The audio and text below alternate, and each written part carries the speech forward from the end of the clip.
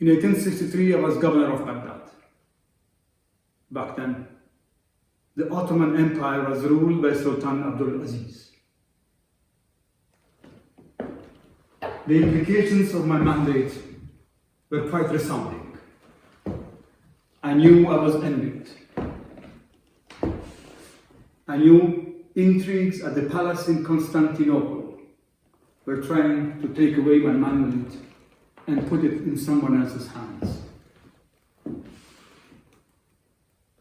Yes, I served under different positions under 5 different sultans. I was considered the founder of the Ottoman army. I was commander-in-chief of the Ottoman army. I was minister, head of imperial ministers, ambassador in London. Yet, as important as these functions were, I will probably be remembered in history for something rather different. What would bring me true fame would rather be my respect and affection for a prisoner in my city.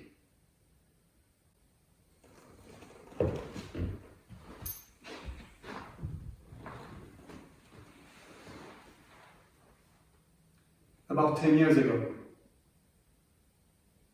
a group of prisoners arrived in Baghdad after an excruciating journey to a very harsh winter from Tehran. The entourage of about 20 prisoners, they were accompanying a nobleman, a Persian nobleman, Mirza Hossein Ali. They were members of the Babi regime. We used to hear news from across the border about the persecutions of the Babis and about the atrocities to which they were subjected by the Persian government. We heard about the thousands being killed across the border. At first, the Persian government considered that by exiling Mirza Hossein Ali to Baghdad, they would delete any memory of his in Persia, and they could continue unhindered the extermination of the Babi community.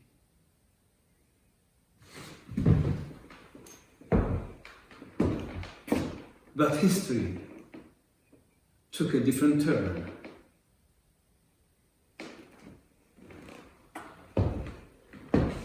Instead of being forgotten, Mirza Hossein Ali became the point of attraction of all the peoples of Baghdad, from all backgrounds, noblemen, merchants, even princes. I remember one of these princes. He would tell me that whenever I am sad, I go to Mirza Hossein Ali's house, and when I come out, I am elated, and my spirit is elevated.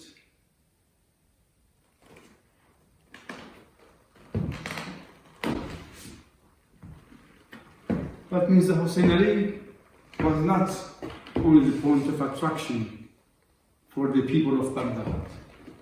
Even diplomats, representatives of foreign governments, would call on him. Yes. Oh, Sir General Campbell. Yes, yes indeed.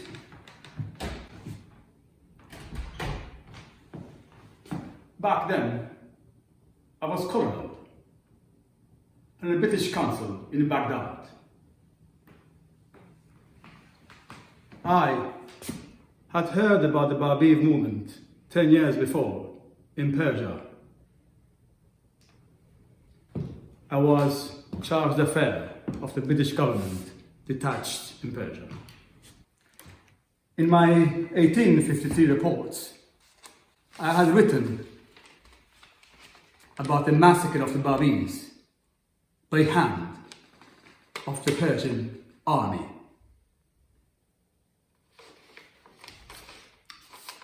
I had arrived in Persia a few years before, way before the birth of the Babi movement. Yes, you guessed, I was older than both Bab and Baha'u'llah. In 1844, I was attached in Bushehr, and that was the year the Bab was passing through Bushehr with Qudus on his way to Mecca and Medina on his pilgrimage. Back then, I didn't know about the Babi movement. Back then, nobody knew. But in 6 or 7 years, the new religion had conquered all of Persia. I saw it with my own eyes. And that also I reported back to the Emirates. And now in Baghdad, we saw again the Babi community grow in prestige under the direct influence of Baha'u'llah. His presence was so powerful, and his kindness and generosity were reaching such a large segment of the population that we were under the impression that there were 5,000 Babis in Baghdad. This was in our reports.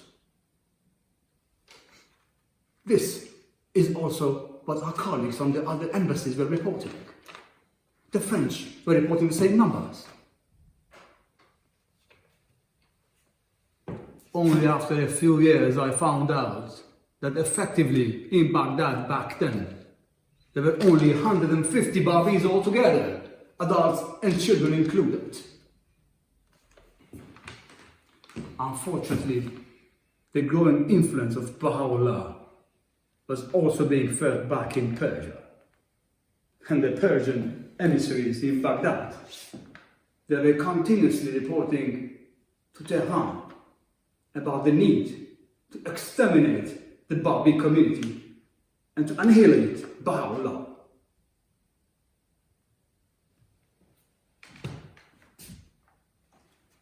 Among the false reports being sent to the Shah in Persia, there were reports stating that Baha'u'llah had converted the entire tribes around the area of Baghdad, and he had over 100,000 men ready to attack Persia at any time. In fact, was his divine persona alone that had the effect of 100,000 men. No, the story of the 100,000 believers was not a true story. What was true, though, was that Baha'u'llah had become a magnet in Baghdad. And in recent times, among his followers, he could count some of the prominent people of Baghdad. And this infuriated the Persians even more. The Persian authorities started putting pressure on Constantinople, demanding that the Ottoman government exiles Baha'u'llah further away within the empire, and that the entire Babi community in Baghdad be exterminated. I am proud of my government for having resisted 3 years the pressures of the Persian authorities. Around that time, I also learned about 2 attacks on the life of Baha'u'llah. By whom, you may ask? Yes, by the Persian ambassador. On both occasions, Baha'u'llah had confronted the attackers unarmed and overwhelmed by his power and his light. They had dropped their pistols and run away. On one occasion, I even learned that Baha'u'llah picked up the pistol and handed it to the attacker. We were all on the alert. We decided to patrol the house night after night, lest anyone would attack. One night, I was standing outside his house, and I saw a friend had just come from Tehran. He was running towards me with a scared face. He told me, Nabil! Nabil! They will attack! They will attack! The Persian government had incited the Kurds in Baghdad to come and attack the house of Baha'u'llah. Some of the friends ran away quickly to sound the alarm. And by the morning, everyone has found one form or another of a weapon. They were all armed to protect the house. But when Baha'u'llah found out, he called the friends and he told them to drop their weapons. He said he wanted his house to be divinely protected and he forbade them to ever raise arms again.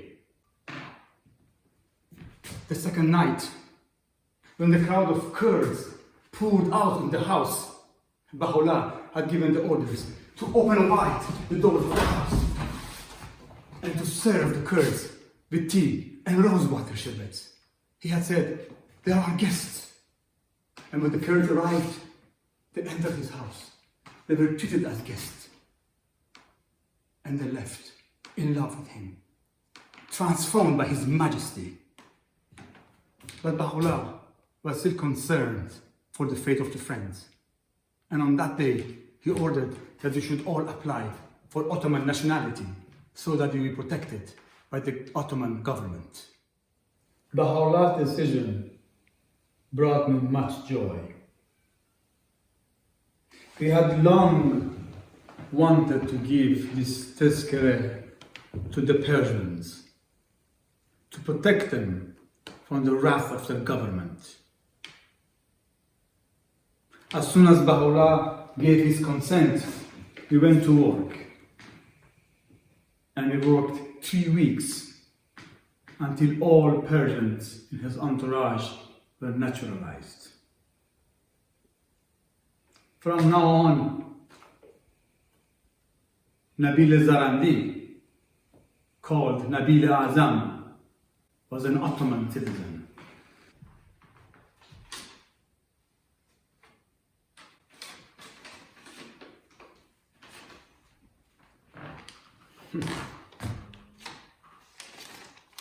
But seeing the sympathy and attraction of Namir Pasha and other officials of the Ottoman government,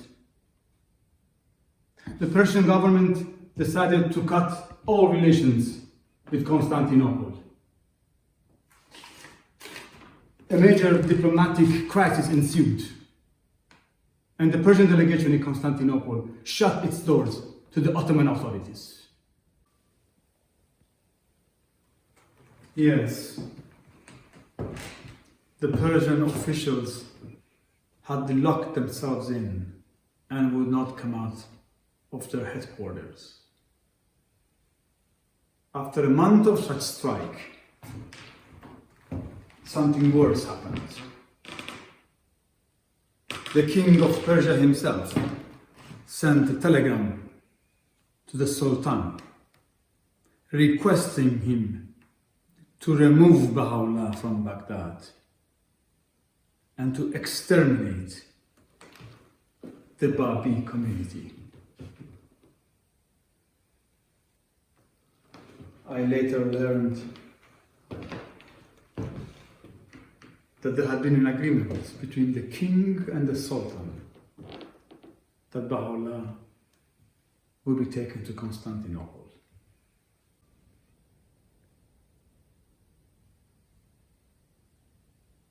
The ungrateful task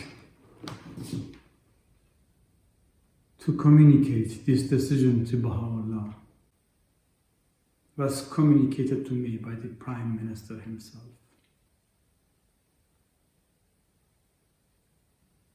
I ignored the edict and I avoided being found by the Prime Minister.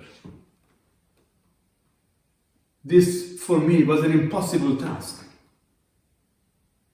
How could I do this? I respected Baha'u'llah too much.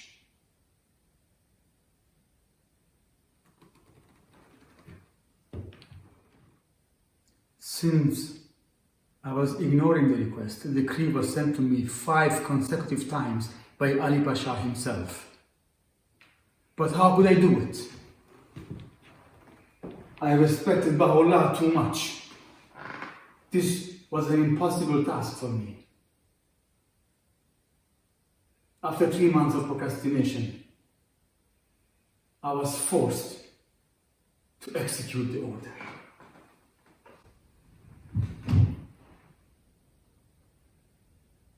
How would I do this? You see, I was the governor. He was the prisoner.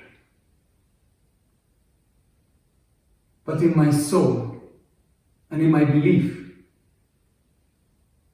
I was the prisoner, captivated by his light and his power.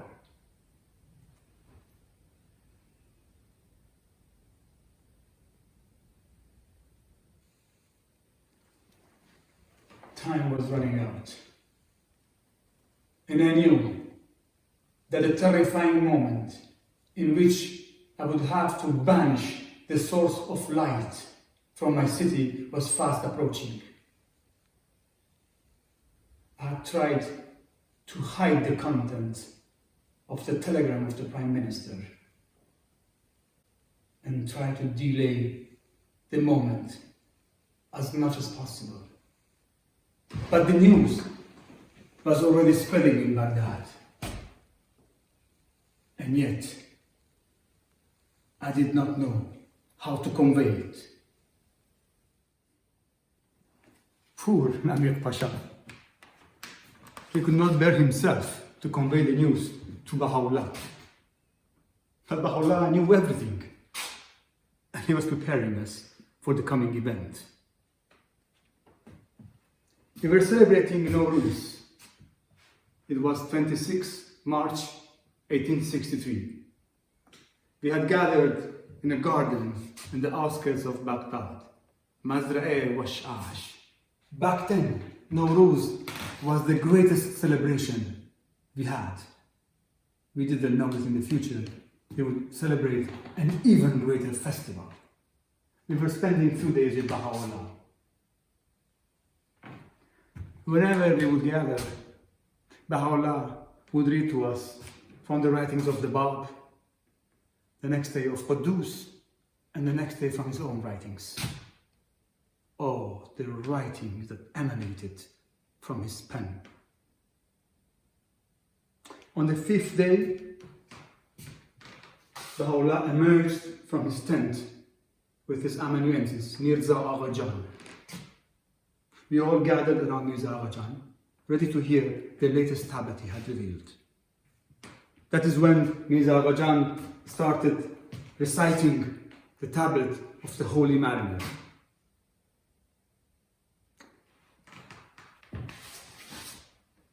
Listening to the tablet, we were apprehended by a feeling of overwhelming sorrow. Oceans of sorrow. We knew that the Baghdad time was coming to an end, and that dangerous times were ahead of us. In the tablet, Baha'u'llah allegorically referred to a holy mariner as the messenger of God. And in the tablet, he talked about the vicissitudes that are awaiting the holy mariner. At that time, we didn't know that he was the holy mariner.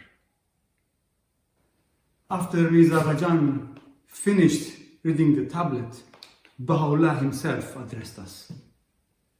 He compared the tents to the trappings of the world, which no sooner they are rolled out than the time cometh for them to be rolled up again.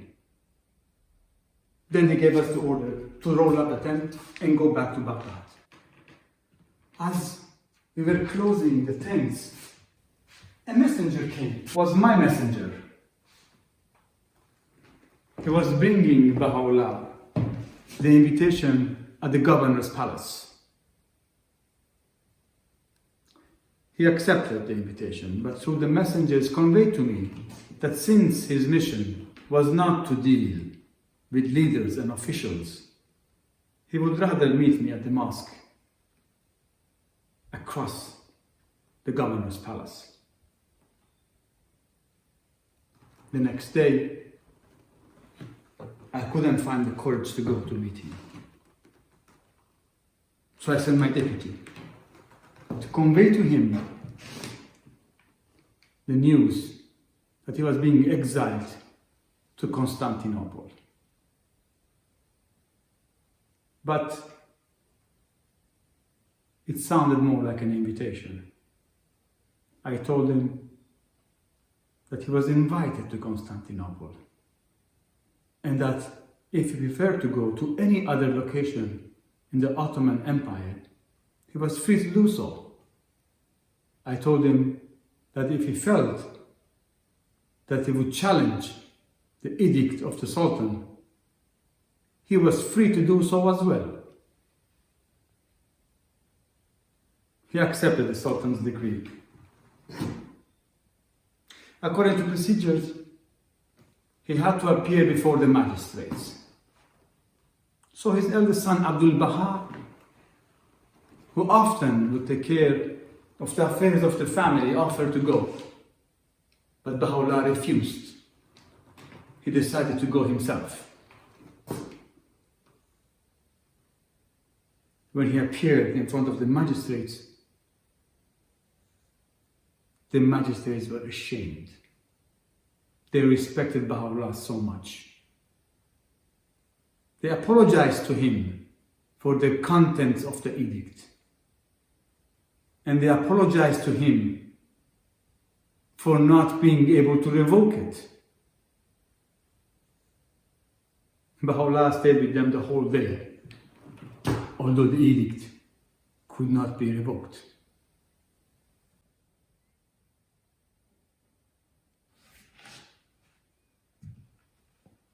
Whole Baghdad had already found out by the time he got back to the house. There were crowds gathered around his home. They were not only believers. Men, women from the city. They felt like their shepherd was abandoning them and that the flock would be scattered. We are also scared. We didn't know what would happen to us. His family knew that he expressed a desire to go into exile alone. They begged him not to leave them. They begged, they cried, they prayed, and we prayed. In the end, he agreed to be accompanied by his family and a number of friends. He then named one by one those that would accompany him and those that would remain in Baghdad. Everyone was overtaken by a sense of grief. Some decided not to eat and not to sleep any longer, while others were determined to take their own lives at the moment they will be separated. To soothe their hearts, Baha'u'llah every night would visit their homes, one by one,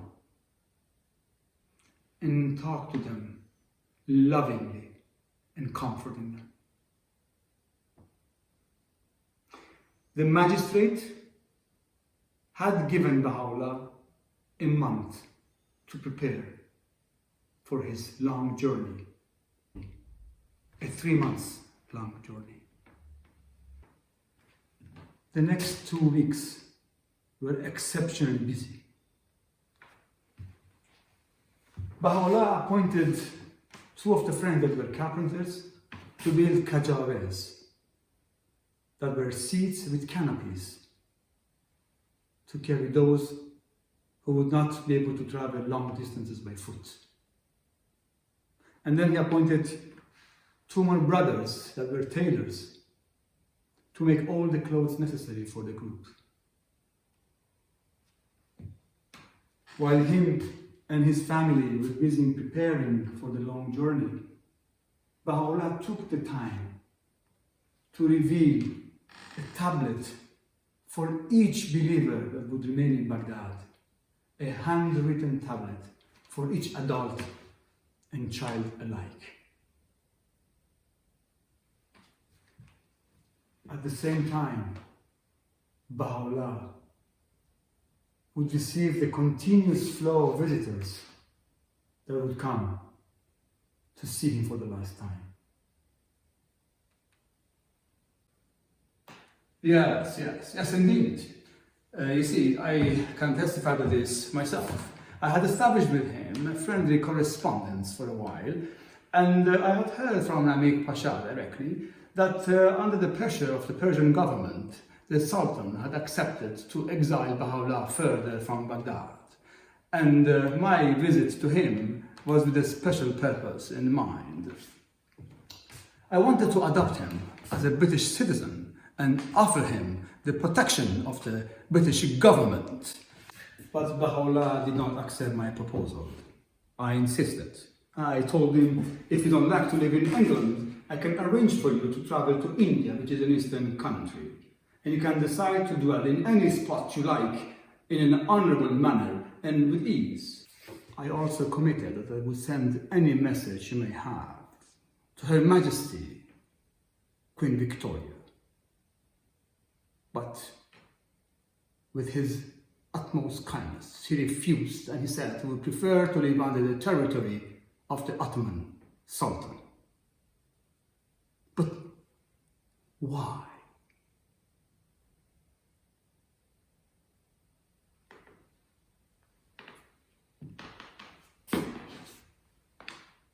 Had I been more familiarized back then with the biblical prophecies where Daniel, Jeremiah, Micah, Ezekiel had prophesied that the second coming of the Messiah would be through Persia, Elam, Assyria, the prophecies of Christ himself, where he said that his second coming will be from the east,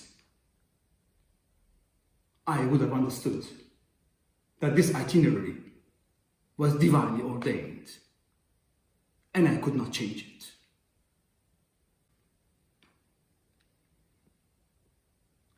I would have understood back then that beyond this exile, he was living to open all the gates of paradise.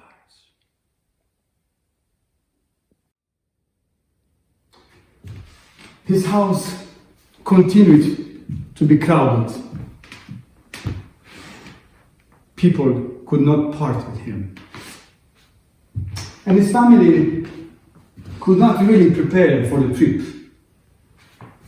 So he decided that he would move out of the house into a garden that belonged to a friend of his. The garden was an Najibiye garden across the Tigris River.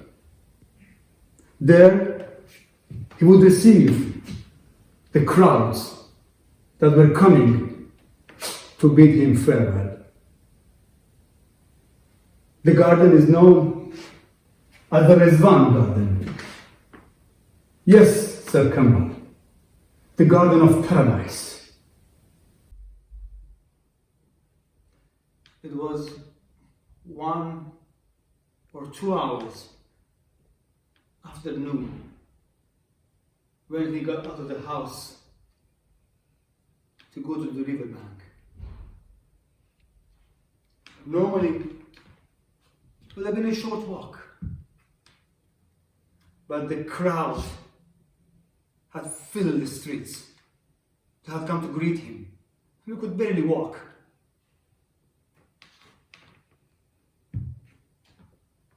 At the riverbank, I saw him get on the boat. Then I looked around.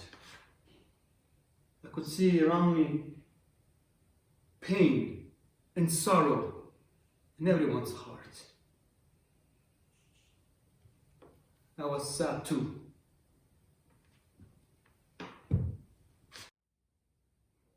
I was asking myself, Asadullah, where are they taking him? Asadullah, are we going to see him again? But at the same time, when I looked around, I could feel a feeling of ecstasy and exaltation, like something great was soon to happen. But we had no clue what would that be. As soon as he got off the boat, we could see him stepping up into the garden. Then we ran over the floating bridge by foot right to the garden.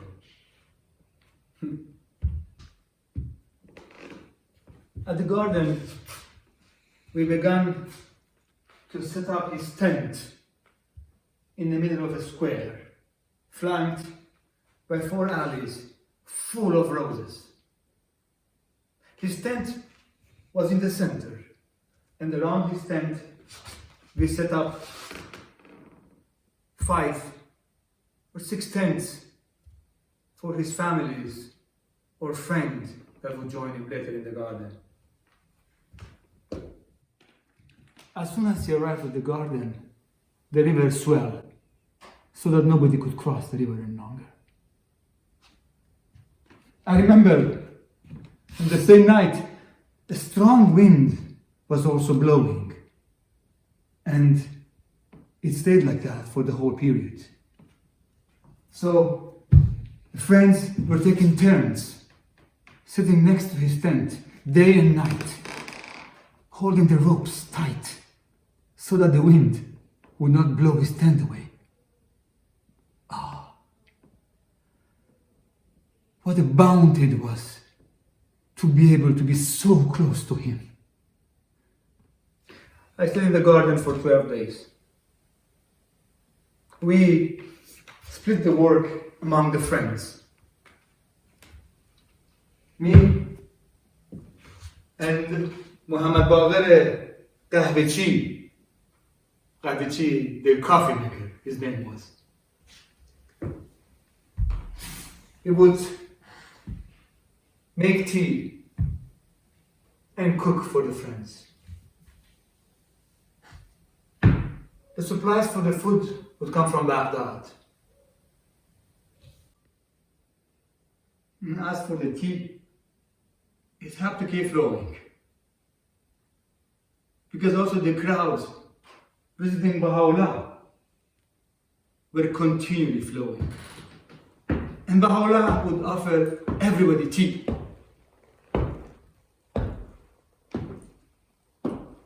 But it's the governor. It's Namir Pasha. Yes. I went to see him one more time. I brought him the money from the Ottoman government to cover all his expenses for the journey, but he refused. I also told him an amusing story about his enemies, that at the beginning they were pushing for him to be exiled, and they were hoping that he will be banished or thrown in the Tigris.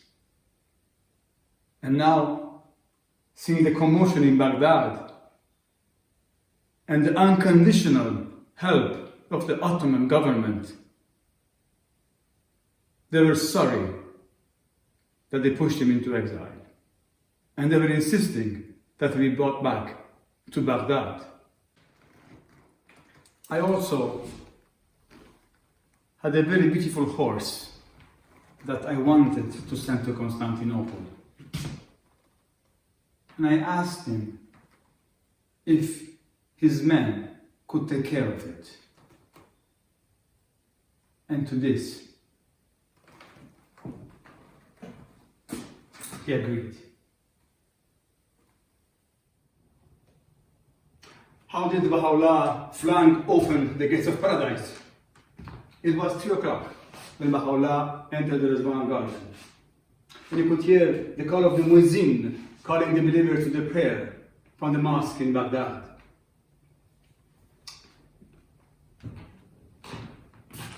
Yes, Asadullah, something great was going to take place. Baha'u'llah had prepared us for this impending event for the last 7 years. Lately, also his demeanor was indicating of an event. The day he came out of his house to cross the river, we saw him wearing a new hat. The Taj is a brimless hat worn as a sign of distinction. This was the Taj that he would wear for the rest of his life. On the first day, a few hours after his arrival to the garden, he called Abdul Baha, his eldest son, to his tent. Therein, he told Abdul Baha that he was the promised one, the one whose coming men had longed for from time immemorial. This was the moment foretold in the books of old as the trumpet blast, the moment in which they would see the coupling of this world with the heavenly paradise. In his words, at this time, the whole creation was being renewed. He was declaring the end of the Babi dispensation and the opening of the Baha'i dispensation. In that moment, a new religion was born. But then he told us to keep this announcement as a secret well guarded into our hearts until the time would be wise to announce it to the friends. Those 12 days were a real paradise. Every day he would gather in his tent where the gardeners would have put freshly picked roses.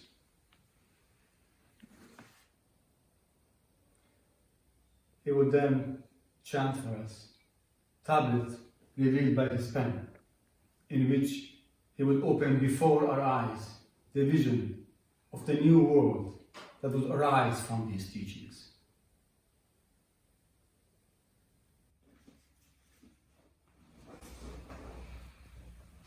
On the 9th day, the agitated waters of the river calmed down so that his family could join us.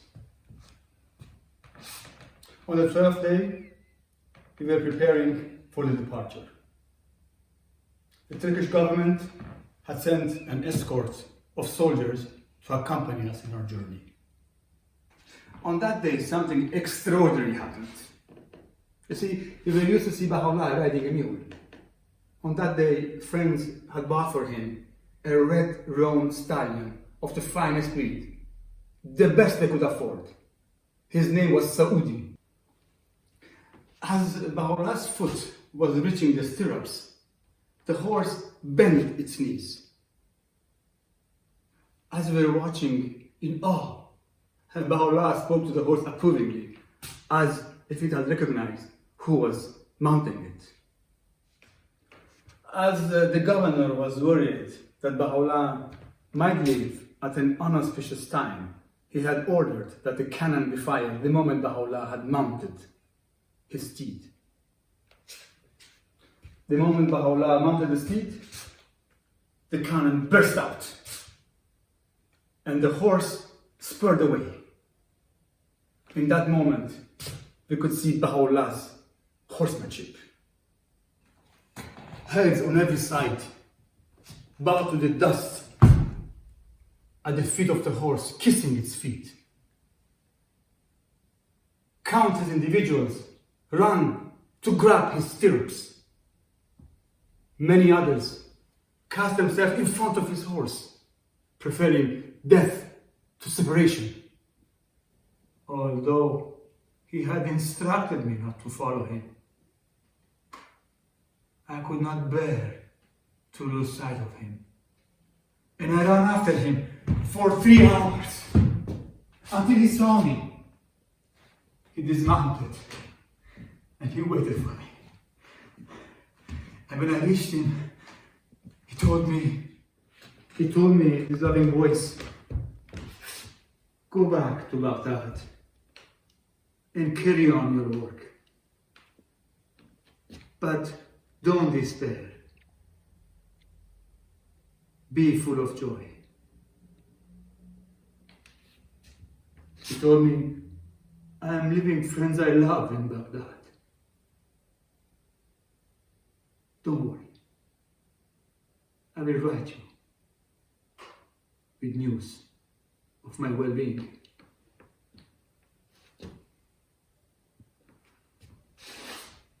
I watched them from distance disappear in the dark of night.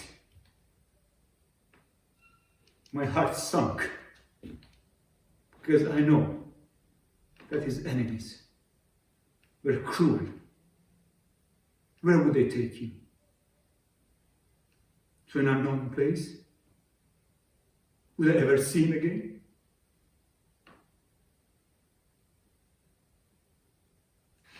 I went back to Baghdad with saddened heart, but determined to live as he had wished me to. At that time, I didn't know about his revelation in the Rizwan garden. Nobody in Baghdad knew about his declaration. But he had already become our point of adoration. Every time our thoughts would go to him, our hearts would be overjoyed. We knew that the doors of heaven will never be shut again.